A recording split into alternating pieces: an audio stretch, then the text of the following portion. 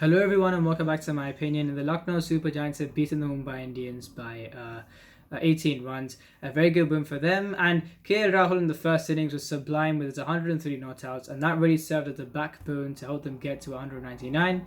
And with the bowling, I thought it was a generally a disciplined effort. After the dismissal of Duod Brevis, the bowlers really grew into that second innings, I thought. And at one point, there was a spell of 22 balls where there were no boundaries when the likes of Suryakumar Yadav and Tilak were on batting on good batting conditions. That means you know you've done a good job if that's the case. And I think that especially someone like a Jason Holder bowling Yorkers at the end after going the journey in the previous game was really good to see. So a very good win from Lucknow. They only lost the previous game by a whisker, and they arguably should have won it because that last over was a bit touch and go. So overall, they've looked really good this tournament. And for the Mumbai Indians, I said in my preview that I thought it would have been hard for them to win this game. Yes, they actually managed to restrict the Lucknow Super Giants to just under 200. I think out of the 5 end overs, 4 of the overs went really well. And if it weren't for a 22-run overboard by Timo Mills, I think in the 19th, I thought that LSG wouldn't have really got over 190, and Mumbai would have been even more happy with the way they restricted them in the first innings.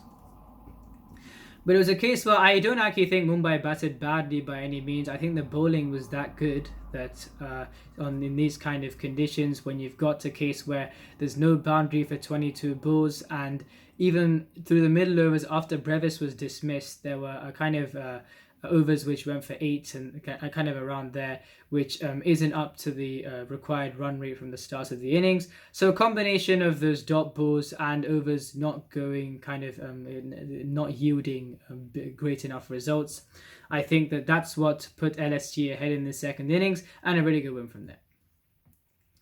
And so regarding the starting 11s of both teams, one change for LSG. I was a bit surprised by this change actually, because I thought Krishnappa Gautam, yes, this ground doesn't have too much purchase for spinners, but going in with an extra bowling option on a batting friendly wicket never hurts, and that to someone like a Krishnappa Gautam who can also add value with a bat to that number 8 slot. And I thought that they, even without Manish Pandey in the side, they have a perfectly good batting lineup. To really, that spine of the batting lineup is still there. I thought they could give the responsibility to Marcus Stoinis or Ayush Baldoni to bat at number 3, especially considering more often than not the openers will get good kind of opening, very good opening stands, and so you'd rather play someone who can get going straight away. And again, Manish Pandey is a quality player, but I just thought going in with the extra bowler and also someone who can hit at the end if need be wouldn't have been too much of a disservice. And for the Mumbai Indians, Fabian Allen in for Basil Thampi, and I thought that this inclusion was certainly necessary. I thought if they stuck to their template towards the start of the season, I thought that Fabian Allen would play instead of Daniel Sams, because you're getting more of a batting assurance there as well. And also with a ball, simply numerically, yes, he's a work in progress bowler, and again, this ground doesn't exactly have too much purchase for the spinners. But numerically, you would think he wouldn't really concede 50 runs all that often, despite the fact that his bowling is fairly work in progress.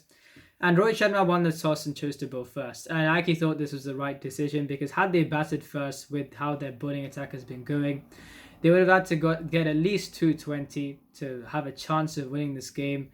And you'd think with the way that's...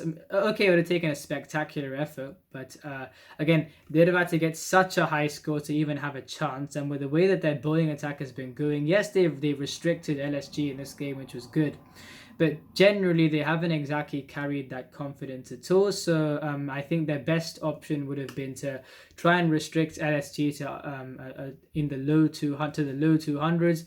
They did even better in the end, and then chased the score from there.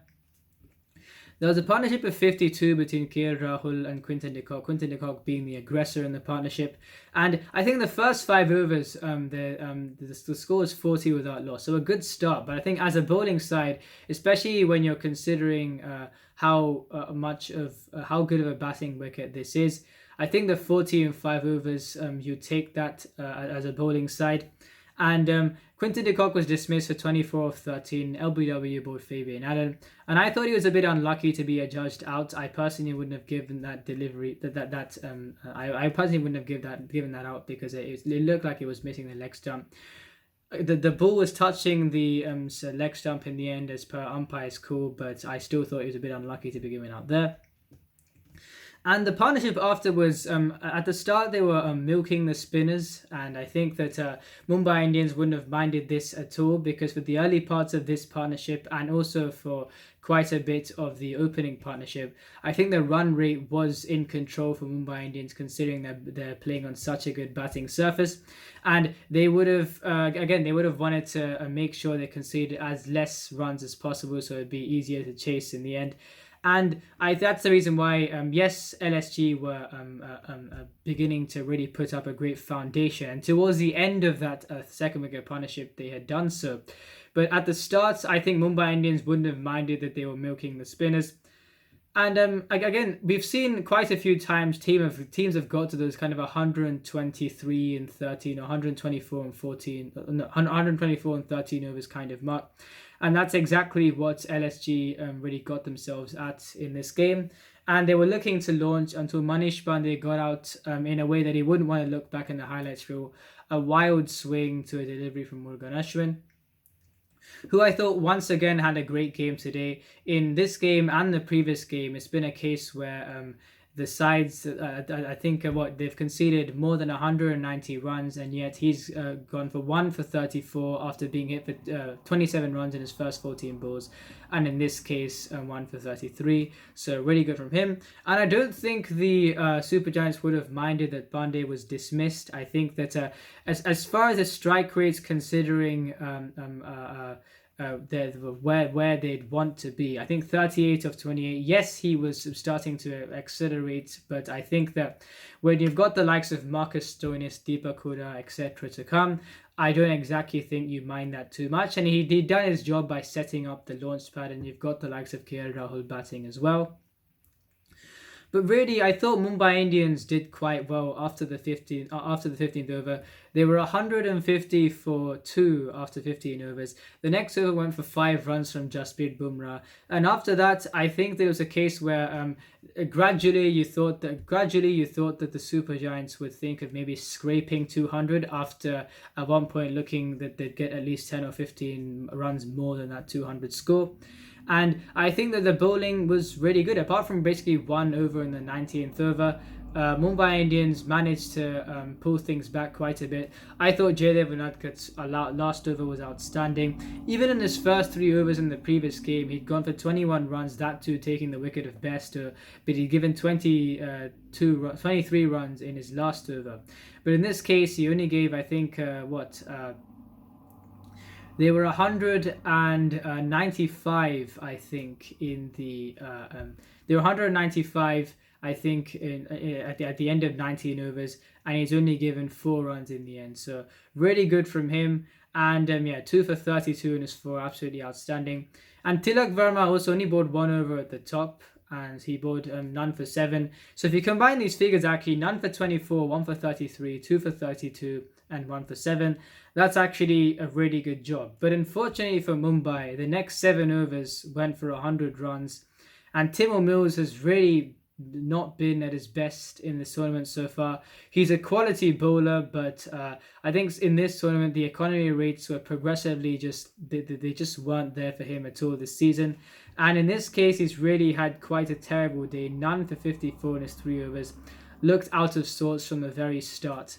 And yeah, I just think that yes, KL Rahul played brilliantly, but his 22 run over really got LSG to a point that they wouldn't have minded too much at the end. I mean, effectively a 200 score. And it was similar to the Rajasthan Royals game, where everyone else, but Mills and Bumrah bowled really well in the last 3 overs to get 23 for 5 in the last 3. And also the overs before then had gone for 1 for 21. In the 3 overs before then had gone for 1 for 21. And then the 17th over came about, where Karan Poyar gives 26 runs. So I think this is the second time now that in an integral phase, the Mumbai Indians kind of, and you could even say a bit for the Punjab Kings game, because yes, they got 197, but if Unadkat hadn't gone for 23 runs in his last over, they would have got less than 190. So this is probably the third time now where one over towards the end has gone for above 20 runs, even if the other overs have gone in the favour of the Mumbai Indians, and that has kind of hurt the overall score that they've conceded. But even then, I thought that they wouldn't have minded chasing this down at all. Rahul, outstanding 103 of 60 balls. I personally think he is the best batsman in the world in all formats as of now. He's so adaptable. He can open the batting in Test cricket, bat at number 5 in ODIs, open the batting in T20s, and in 2016 he was batting at 4 in T20s and struck a blistering strike rate, including that 100 against the West Indies. So I think that he's such an adaptable player, and again, he's probably one of the most talented players, if not the most talented player I have seen probably in all my time watching cricket. So again, really good from him. And all this time so far, he got a 68, he got a 40, and he got 2 first bowlers, which especially the first one wasn't his fault by any means. He's been batting really well, and I think with this innings, he just served as a backbone, as I said, to get his side to 199. And Mumbai Indians would have been fairly confident that they could chase the score down. So from the first 2 overs went for 11 runs, so good for the bowling side. And Rohit Sharma played a brilliant kind of a flick through mid-wicket off the bowling of Avesh Khan. Before he was dismissed, trying to run the ball down to third man, he was dismissed, caught behind. A huge wicket for the Lucknow Super Giants. And the partnership after this, though, I mean, it was effectively a one-man show. Duard Brevis, 31 of 13, really just tore into Avesh Khan and Dushmanta Chamira. And he was really dismissed in quite an unlucky way. He hit a full toss straight to Deepak Hooda. And I mean, apart from that over, I thought Avesh Khan was really good. This is probably his best bowling performances in terms of quality of bowling so far this season, despite the fact that he's got better figures than the one he's got now. He still played really well. He bowled really well today, 3 for 13 is 4. But when Duard Brevis was going the way he was, you thought that the Mumbai Indians were looking like chasing this total down. The moment he was dismissed, though, I just thought that I never really saw them getting across the line this game. Ishan Kishan, once again, 13 of 17. It's been a case where when the bowling has been on the money, and today in this case, I personally just think that it was more of a confidence thing.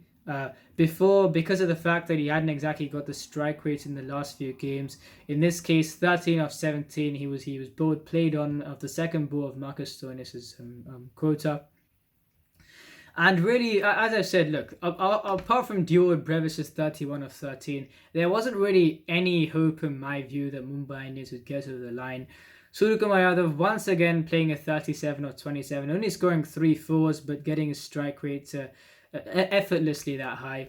And there wasn't a boundary for 22 balls, and I think that really showed on Tilak Varma, because someone who usually be scoring quite quickly only scored 26 of 26 before he was dismissed by Jason Holder. And this was a case where he kind of went back quite a bit, exposing all the stumps. So yes, it was a decent ball, but I think he would have played it much better had he just probably stood the way he usually stands and kind of not expose his stumps the way that he did. And so, as I said, look, the Mumbai Indians, I thought, batted quite well in this game. You've got 31, 37, 26, and 25 in the middle order. They all got starts, but they were dismissed at kind of a key points in the innings. And the time when Suryakumar Yadav was dismissed for 37 or 27, I think that was pretty much the game there, in my view. A lucky dismissal for Ravi Bishnoi, who's been brilliant pretty much every single game that he's played. And yeah, I really think that it summed up quite a bit. What you're looking at this bowling effort, right, for the Lucknow Super Giants. You've got 1 for 34, 3 for 30, 1 for 34, 1 for 13, and 2. and none for 16 and 2. I mean, that is just the only bowler that has gone for runs is Dushmanta Chamira, and especially when bowling at the end, you'd think that he would go for runs anyway. And especially, he got hit for runs in, I think, his second over and his third over when Dior Brevis and Karen Pollard hit some boundaries off him. But apart from that, all the other figures are really respectable, especially in terms of the situation. They had the runs to defend, and they really bowled well today. Again, for the batting, it's a weird one for the Mumbai Indians. I think the batting has actually been really good. Yes, you'd say that in the end, they've found themselves needing quite a bit of the last few overs, and the wickets have fallen at crucial times, and that's the reason why they haven't been able to get over the line, which is true. But I think that, especially today, they couldn't have actually done too much more than what they did. 181 for 9. They provided so much entertainment with their batting, especially with the likes of Dior Brevis. Suryakumar Yadav, his lowest score in the tournament so far in 4 games has been 37. It's honestly been effortless the way he's batted. The best middle-order batsman in white ball cricket in the world, in my view. But yet, again, for Mumbai, it was another case where I actually think this is the one game where the opposition board... It wasn't a case that Mumbai played too badly as such. Even in the bowling, they restricted them to 199. I think when you've got into a rut of losing 5, I think that there is such a lack of momentum. And even when you get to situations that you'd think of winning, especially after 4 out of the 5 times before being in winning positions and yet not getting over the line, I think it would have created some indecision. And also with the fact that they also didn't get over the line chasing a similar score in the previous game. So all that would have certainly played a part. This isn't the most confident side, and they've lost their 6th game. And look, after the auction, I didn't really think that they were going to fare too well in this year. I thought that there were some good elements of their side, as we've seen. But I just think that Timo Mills has been a bit of a letdown, I think. Despite, look, he's a quality bowler, but he hasn't exactly... I expected him to be the one alongside Bumrah to really stand up in this attack. He stood up maybe one occasion when he got that 3 for 35 when both of them, as I said before, 5 for 23 in the last 3 was restricted Rajasthan Royals. But apart from that, he's had a pretty kind of a woeful tournament, especially in terms of this game. He's been going for far too many runs, and that's put too much pressure on Bumrah. Murugan Ashwin has been good at times. I think especially in the last 2 games, I think he's been really good. And even when the bowlers have stood up to restrict the opposition to manageable scores and good batting wickets, this team just hasn't really seemed to close off,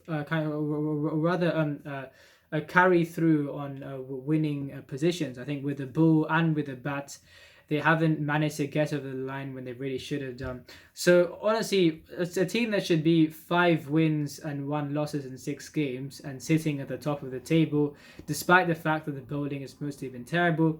They're now at a stage where they've lost those 6 games, and you'd probably think that they're not going to win the last 8 games in a row, although you never know with them. But especially in this case, I think with the one thing that you've got in this season that you haven't got for quite a few seasons. Yes, after losing their first 5 in 2014, they made a comeback. They didn't have a great start in 2015 either, and they won the championship. But you never really thought that... I think for this season, especially with the way that they've lost their 6 games, I think that if you looked in previous seasons when they were on losing runs, they just completely got just beaten, hands down. But they weren't really at a stage where they've lost 5 out of their 6 games from positions that they should have won. And that too, from having opposition 72 for 5, 101 for 5, hitting 65 of 36 when things are going so well. And, only chasing 200 when you'd think that at one point it looked like they'd be chasing more than that.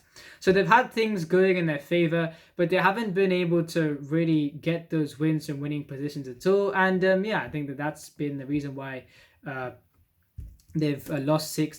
They've lost all 6 games that they've played. I mean, next season when Jofra Archer comes back, I think this side should be a fair bit more kind of improved. but I still think that I expected a bit more from them this season. I didn't think they were going to qualify, but I didn't expect them to lose games from winning positions like they did, especially with bat in hand. I think with the bowling, it was always going to be patchy, but I expected the likes of Timo Moos to stand up a bit more than he has. And yeah, overall, not a great time for Mumbai Indians in this tournament so far, and I wish them all the luck to really get some momentum either in this tournament or get some momentum looking to the next season, which they'll certainly be strengthened with the likes of Archer hopefully being available. And yeah, that's this game today, and the next video is coming up shortly. If you enjoyed this video, please like and subscribe. If you enjoyed this video, please like and subscribe. Please share this video with your friends. And remember, this is my opinion. What's yours?